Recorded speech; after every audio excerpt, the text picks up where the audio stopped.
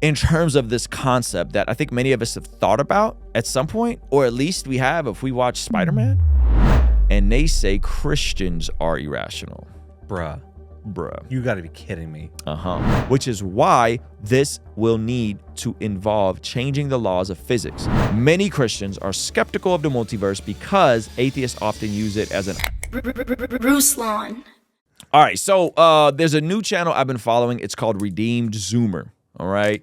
And they have some really good stuff about the church history, mainline church. I reacted to one of their videos, and I came across this, and I found this extremely interesting in terms of this concept that I think many of us have thought about at some point, or at least we have if we watch Spider-Man, Miles Morales, the Spidey multiverse.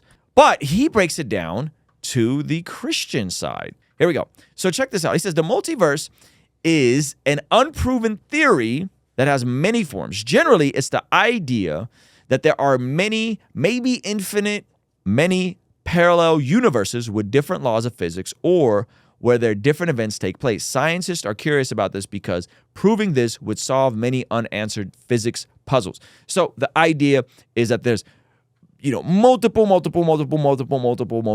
verses out there, because if I decide to take an Uber home instead of wait for my wife to pick me up today, then I'm potentially swaying this trajectory of this universe, right? Infinite possibilities. Some multiverse advocates like Stephen Hawking, stellar of a human there, think there are infinite universes where everything conceivable exists. He said there's a universe where the moon is made of cheese, and they say Christians are irrational. Bruh. You gotta be kidding me. That's your guy? That's your king? This is your king? Hawking. Is this your king? This is your Hawking? And even more insane, a universe where Redeemed Zoomer doesn't make any typos. Shout out to Redeemed Zoomer. Okay. Scientists don't know yet if there are infinite universes, but those of us who believe in God and define God as infinite in every way know this already exists in the mind of God.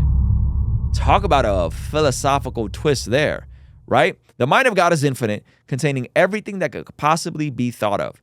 Every number, every possible combination of numbers, letters, words, ideas, images, or matter has already existed in the mind of God. So the question isn't whether infinite worlds exist at all. It's whether they're actualized. That's fascinating. And so if you guys haven't heard of this concept of natural law, eternal law, St. Thomas Aquinas, I always butcher his name, right? The idea that there's natural law, that every human is born with this understanding of natural law, right from wrong, we have a conscience. Then there is divine law, which is God's divine law given to us on how we should live on this side of eternity. And then there's the eternal law of God, which is only in God's mind. And in God's mind, infinite possibilities exist because I know this may seem like a contradiction to you guys, but I believe God is all sovereign, all powerful, provident. Go read Psalm 110, go read Psalm 124, Ephesians 2, Ephesians 1, 1 Corinthians 15. Jesus is on the throne now. He's the God over this world now, right? But we still have some degree of human responsibility, and we still have some degree of freedom and choice, right? And so because God knows all of our choices, there's infinite potential possibilities, but they're only in the mind of God. And it's if they are actualized, not if they exist. Hey, you want to see something crazy? 67% of the people who watch this channel are not subscribed. Do me a quick favor, make sure you hit that subscribe button so you stay up to date on all the videos here on the Blessed God Studios channel. The mind of God is infinite. Every possible combination of letters, including every book that could possibly be written, already exists in the mind of God. Every piece of music has already been written in the mind of God. Every chain of events has already been conceived in the mind of God, even if not actualized.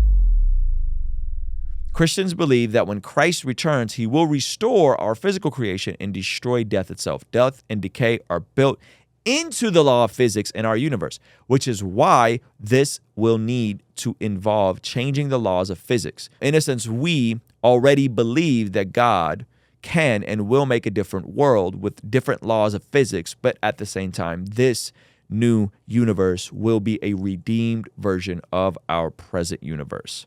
Everything good from our universe will be present in the new heaven and new earth. And that's another thing I think people get really wrapped up about heaven is like they think it's just this place where we're up there with angels dressed in diapers, wearing all white, singing hymns to God all day. But the new heaven and new earth, there will be a physical new earth, right? In our world, every good thing eventually gets destroyed: art, nature, friendships, buildings, and memories. But as the mind of God is infinite, everything that gets destroyed in our world still exists in the mind of God. So if all good things will be restored, then all good things from this universe will be present in the new heaven and new earth. But even better, since they will have no elements of death and decay in them. Angels and demons, another way the Christians technically already have some concept of a multiverse, this is actually pretty cool, is because of the spiritual realm of angels and demons. Generally, it is understood that they are not omnipresent like God is. I say this all the time. Satan is not all-powerful. Satan is not all-present. Demons are not all-powerful. Demons are not all-present, right? But exist in a specific location, but they still don't normally interact with our physical universe unless they specifically choose to manifest themselves, or you invite them in. I think playing with Ouija boards and doing goofy stuff like that could definitely invite some demons in. So it's kind of like they exist in a parallel dimension to us.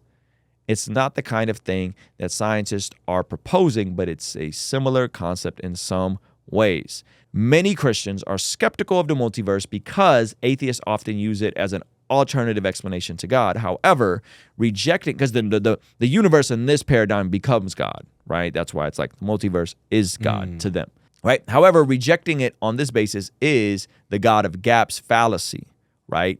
Which we should avoid. The multiverse remains a scientific mystery, but whatever gets discovered, it's good to know that Christians already believe in some form of a multiverse, even if our version is quite different from what many science fiction writers imagine. I find that extremely interesting. Shout out to Redeemed Zoomer for that carousel. The concept of a multiverse, the concept of, first of all, a spiritual realm, right? The concept of infinite possibilities, new heaven and new earth. I think these things all fascinate me, and if they fascinate you, you guys let me know, man. Because I would like to talk about this stuff more. Yeah, Redeem Zoomer's definitely been doing some good stuff. Hey, this clip is from our daily after party stream. If you enjoyed it, consider signing up for our Patreon community for only $5 a month, where you get access to the replays of our daily after party streams, as well as the uncut extended versions of our podcast, Discord access that's private, and a discount code for our merch store, only $5 a month. And ultimately, it's the best way to help us contextualize the gospel of Jesus using media, podcasting, and of course, YouTube. The link for that is in the description or in the pinned comment. The perks are amazing. You should get on there. It's only $5 a month. I'll see you over there, all right? Peace.